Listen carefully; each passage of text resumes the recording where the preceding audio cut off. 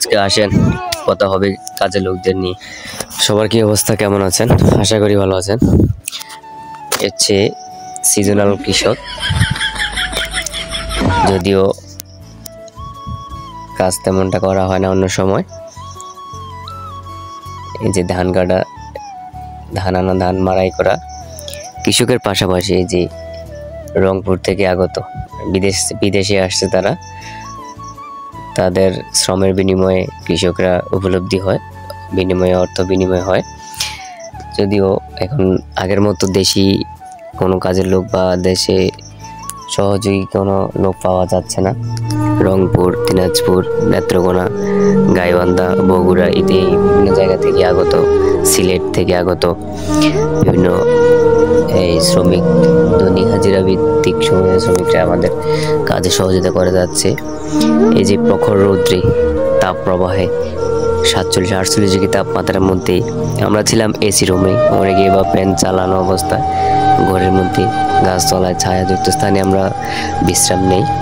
আসলে আমার মা বাবা, আমার বড় ফ্যামিলিতে যারা ছিল, যারা আছে, বা এই যে শ্রমিকরা কতই না কষ্ট করে ধান কাটার কাজ যে করে একবার সে বোঝে কত যে কষ্ট, কি পরিশ্রমের কাজ এগুলো, কোনো বিশ্রামের সুযোগ নেই।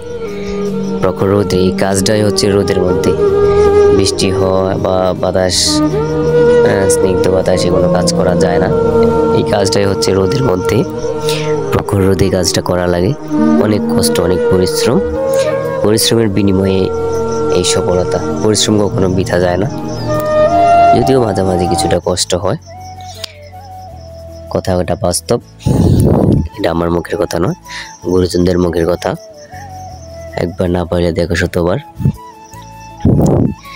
যে জ্যৈষ্ঠ মাসের ধান কাটা, ধান মাড়াই, ধান ঘরে নেওয়া, নতুন ধান ফসল ঘরে আনা, এটা কতই না পরিশ্রমের কাজ। সময় কালক্ষেপণ করা যায় না, সময়ের কাজ সময়ই করতে হয়। যাক, অবশেষে সিজনের ধান কাটা মোটামুটি প্রায় শেষ।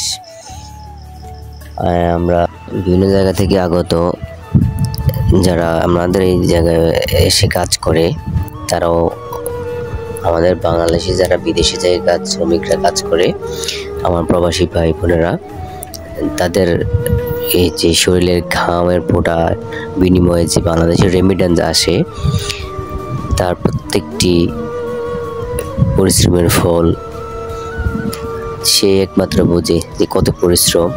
তারা তো কত পরিশ্রম করে টাকা ইনকাম করে দেশে পাঠায় তার ফ্যামিলির ভরণ পোষণের জন্য।